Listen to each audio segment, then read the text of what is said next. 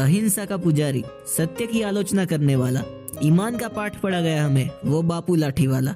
रविंद्रनाथ टैगोर के द्वारा जिन्हें महात्मा का टैग दिया गया हो, सुभाष चंद्र बोस द्वारा जिन्हें फादर ऑफ नेशन कहा गया हो, जो टाइम्स मैगजीन के पर्सन ऑफ द सेंचुरी में नंबर 2 पर आते हो, जिनसे प्रभावित होकर भगत सिंह जैसे महान क्रांतिवीर ने आजादी की लड़ाई में अपना पहला कदम रखा हो, जिन्हें शांति के लिए 4 बार नोबेल प्राइज के लिए नॉमिनेट किया गया हो, उनके बारे में आपके मन में भी कभी ना कभी नफरत की भावना जरूर आई होगी। आज के वीडियो में हम इसी के बारे में बात करेंगे कि क्यों देश की जनता आज गांधी जी से इतनी नफरत करती है। आइए इसी के बारे में डिस्कस करते हैं, जिससे हम इस बात को इजीली समझ पाए।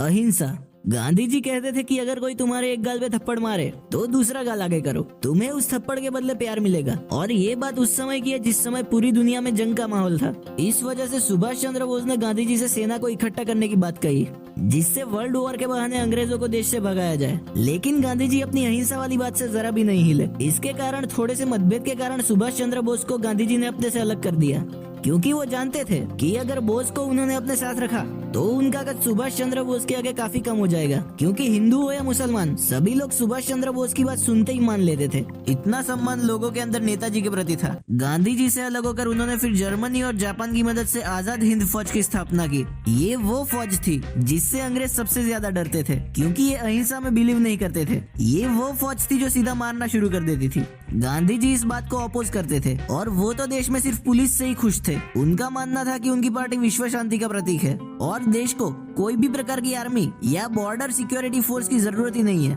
दूसरी बात आती है सरदार पटेल को लेकर। जैसा कि हमने अभी देखा कि आजाद हिंद फौज ने अंग्रेजों में डर का माहौल बना दिया था।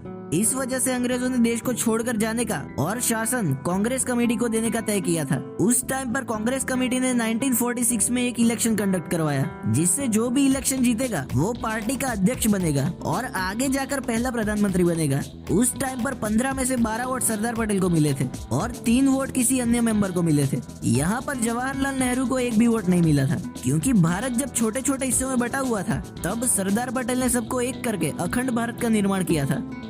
लेकिन नेहरू के लिए गांधी जी के दिल में कहीं ना कहीं सॉफ्ट कॉर्नर था। इस वजह से उन्होंने सरदार पटेल की तरफ मेजोरिटी होने के बावजूद नेहरू को कांग्रेस पार्टी का अध्यक्ष बना दिया। सरदार पटेल ने भी गांधी जी की बात एक बार में मान ली, क्योंकि उनका मानना था कि देश की सेवा करने के लिए सत्ता पर बैठना जरूरी नहीं है। और सरदार पटेल को इंडिया के होम मिनिस्टर के लिए आगे किया गया। आज तक इंडिया ने 3 बार पाकिस्तान पर स्ट्राइक करवाई है, जिनमें से एक थी सरदार पटेल द्वारा, एक थी इंदिरा गांधी द्वारा और एक थी नरेंद्र मोदी द्वारा। उस समय हुआ यूँ था कि हरि सिंह की वजह से ना तो कश्मीर भारत में था और ना तो पाकिस्तान में, लेकिन तब पाकिस्तान ने कश्मीर पर कब्जा कर लिया था, जिसे आज सब लोग पीओके, पाकिस्तान ऑक्यूपाइड कश्मीर के नाम से जानते हैं। तब सरदार पटेल से हरि सिंह ने मदद मांगी थी और सरदार पटेल ने इंडियन आर्मी को आदेश दिया था, और पीओके तो छोड़ो, आधा पाकिस्तान इंडिया के कब्जे में आ गया था। और उस समय सरदार पटेल किसी की सुनने को तैयार नहीं थे। लेकिन उस समय पता नहीं ऐसी तो कौन सी वजह थी कि उस समय इतना सब कुछ जीत लेने के बाद भी Nehru ji all India radio पर लाइव आते हैं और अनाउंस करते हैं कि हम पीओके के मामले को संयुक्त राष्ट्र को सौंपते हैं। इस वजह से आज भी काफी लोग गांधी जी से नफरत करते हैं, क्योंकि उन्होंने सरदार पटेल को ना चुनकर जवाहरलाल नेहरू को चुना। हालांकि अगर सरदार पटेल कांग्रेस के पहले अध्यक्ष बनते तो भी वो पीएम नहीं बन पाते, क्योंकि पीएम के इलेक्शन के पहले उनकी मृत्यु हो गई थी। लेकिन पीओके वाली बात आज ना होती। एक बात और आती है कि भगत सिंह को बचाने में गांधी जी ने कोई ट्राई नहीं किया, जो कि मुझे लगता है कि ये बात उतनी सही नहीं है, क्योंकि गांधी जी ने भगत सिंह की फांसी के दिन तक काफी प्रयास किए थे और गवर्नमेंट को काफी सारे लेटर्स भी लिखे थे कि भगत सिंह की फांसी रुक जाए। इसके बारे में भी आपको डिटेल्स में काफी सारे आर्टिकल्स मिल जाएंगे।